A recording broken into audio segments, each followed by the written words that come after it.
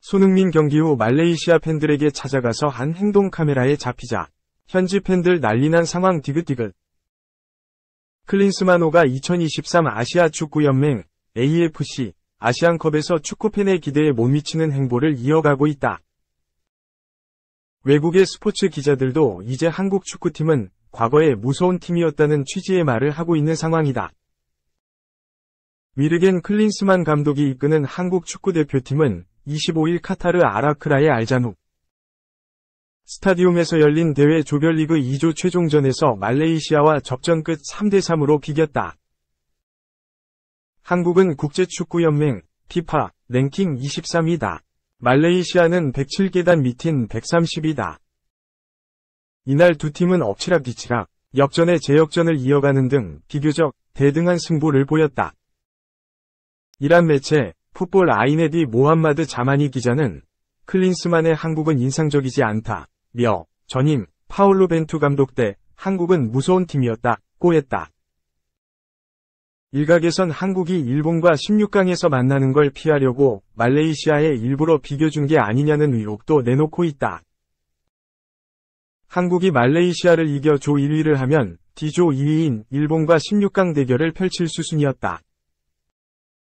하지만 이 경기가 무승부로 끝나 한국은 사우디아라비아와 16강전에 나서게 됐다. 자마니 기자는 한국이 일본을 피한 것처럼 보인다며 특히 세 번째 실점은 실망스럽다고 했다. 또 다른 외국 기자들은 한국팀의 선수단 운용에 문제를 제기했다. 특히 주포, 손흥민과 이강인을 조별리그 3경기에서 모두 풀타임을 뛰게 했다는 점을 위화하게 여기는 기자들이 많았다. 체력 안배를 하지 않고 270분을 뛰게 한 게 이해하기 어렵다는 이야기였다. 일본 스포츠워치의 호시노 고지 기자는 클린스만 감독의 이런 선택을 놓고 우승을 목표로 삼은 팀의 감독이 한 선택이라고는 믿을 수 없다고 했다. 만약 16강에서 한국과 일본이 맞대결하면 누가 이길 것 같은지라는 질문에는 5초 정도 고민하더니 일본이라고 했다. 경기 스타일이 너무 개인 플레이에만 의존한다는 지적도 외국 기자들의 입에서 공통적으로 나왔다.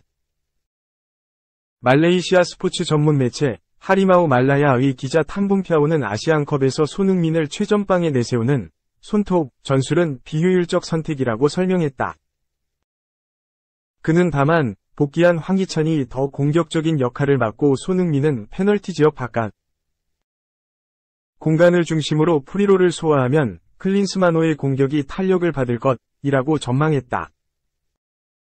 한편 한국팀 주장 손흥민은 팬과 미디어에 선수들을 보호해달라고 부탁했다.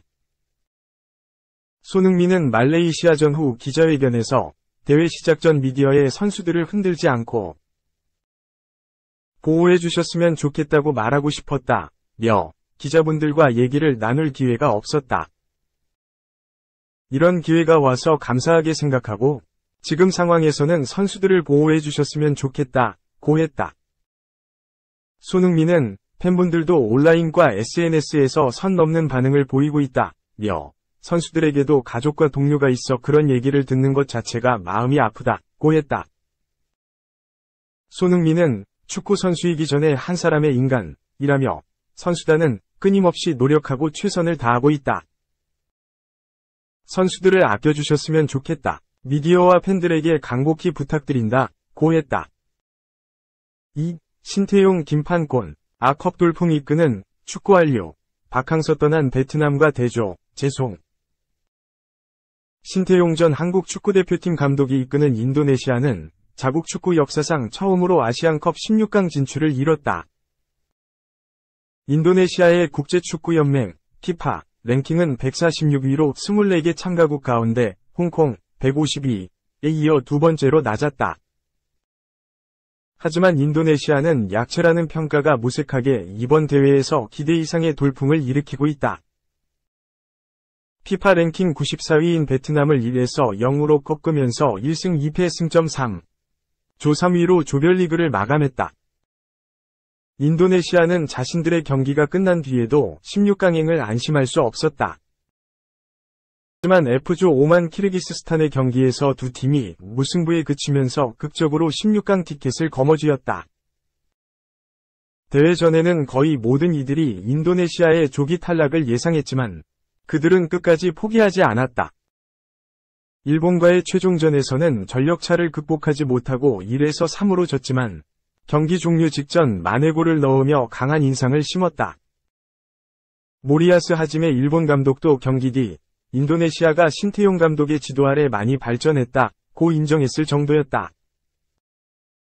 신태용 감독은 현재 인도네시아 국민들로부터 전폭적인 지지를 받고 있다.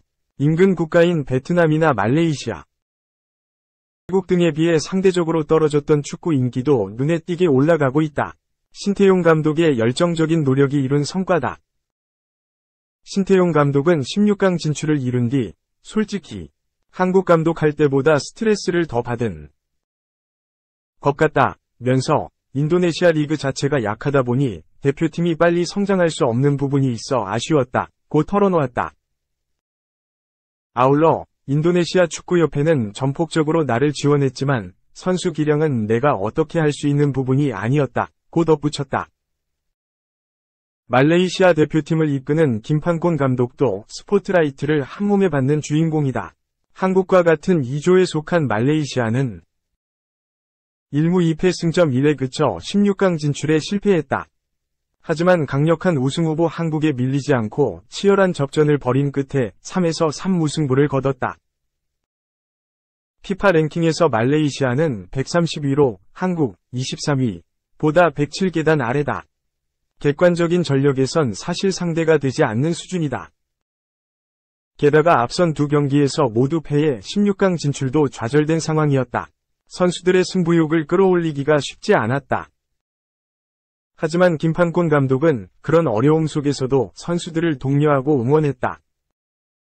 말레이시아 선수들은 한국 선수들에 비해 눈에 띄게 체격이 작았다. 최전방 주전 공격수인 파이살 할림, 슬랑오르는 키가 겨우 158cm에 불과했다.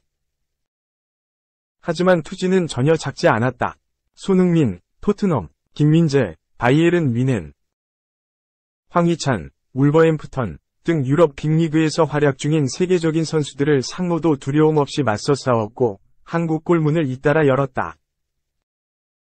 2022년 1월 말레이시아 대표팀 사령탑을 맡기 전까지 대한축구협회 국가대표 전력강화위원장을 지낸 김판곤 감독은 우리로선 환상적인 결과를 얻었고 영광스러운 경기였다며 선수들에게 동기부여를 불어넣는 것이 어려웠지만 엄청난 결과를 이뤄냈다고 소감을 밝혔다. 신태용 감독과 김판곤 감독의 돌풍에 빗대 그동안 동남아 축구의 강자로 군림했던 베트남의 추락은 대조를 이룬다. 베트남 축구는 2017년부터 2023년까지 대표팀을 이끈 박항서 전 감독과 함께 최전성기를 누렸다. 박항서 전 감독은 직전 아시안컵 대회에서 베트남을 8강에 올려놓았고 사상 처음으로 월드컵 최종 예선에 진출시켰다. 하지만 박항서 감독과 계약이 끝나자 베트남은 재계약 대신 프랑스 출신의 트루시에 감독을 영입했다.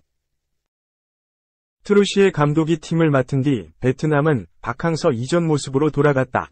이번 대회 조별리그 D조에서 3전 전패를 당하면서 맥없이 탈락했다.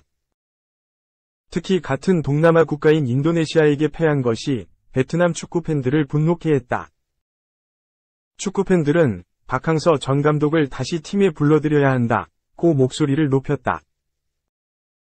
조별리그 탈락 수모를 당한 중국도 기존 알렉산다르 얀코비치 감독과 결별하고 최강희, 서정원 등 한국 출신 지도자를 새 사령탑 후보로 올려놓은 것으로 알려졌다. 베트남에서 큰 성공을 거둔 박항서 감독을 선임해야 한다는 목소리도 점점 높아지고 있다. 동남아 축구의 정통한 축구 관계자는 한국인 지도자는 기본적으로 성실한 데다 강한 카리스마를 앞세워 팀을 장악하는 능력이 좋다.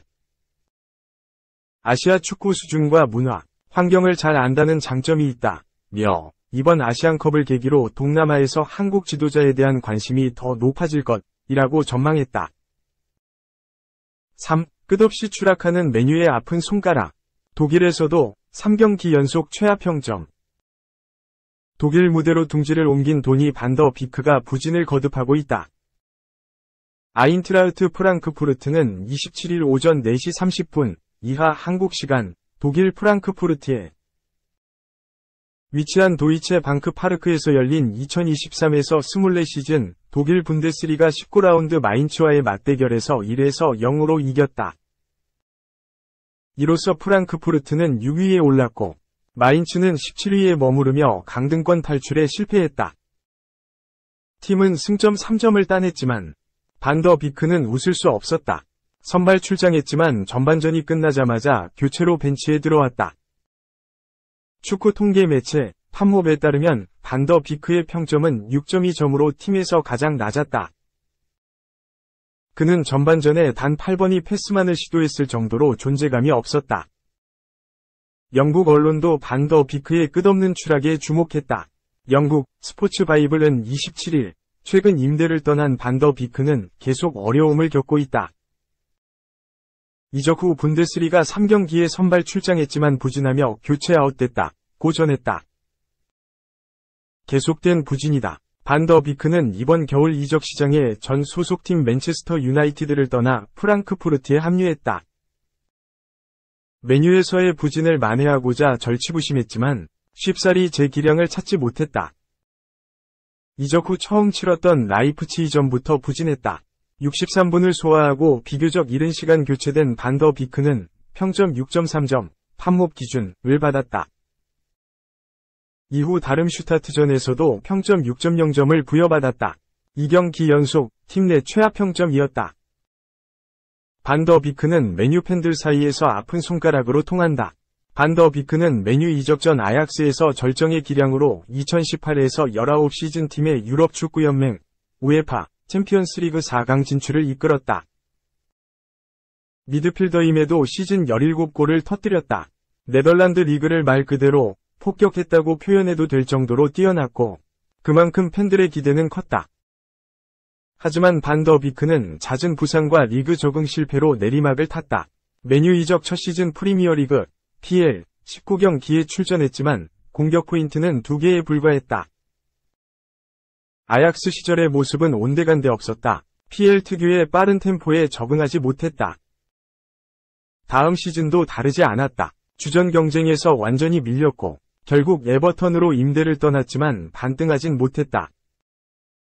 아약스 시절 스승이었던 에릭 텐 하흐 감독이 부임하며 달라지는 듯했다. 그러나 2022에서 23 시즌 메뉴가 리그 3위와 풋볼리그컵, EFL컵 우승을 했을 때도 반더 비크는 웃지 못했다. 시즌 중반 큰 무릎 부상을 입으며 나머지 기간을 통째로 날렸다. 텐 하흐 감독도 아쉬움을 내비친 바 있다. 매체에 따르면 텐 하흐 감독은 반더 비크가 팀을 떠나기 전 그는 부상을 많이 입었다. 내가 메뉴에 왔을 때 그는 잦은 부상으로 아약스에서 뛰던 모습이 아니었다고 말했다. 임대로 프랑크푸르트에 합류한 반더 비크는 이번 시즌이 끝나면 다시 맨유로 돌아온다.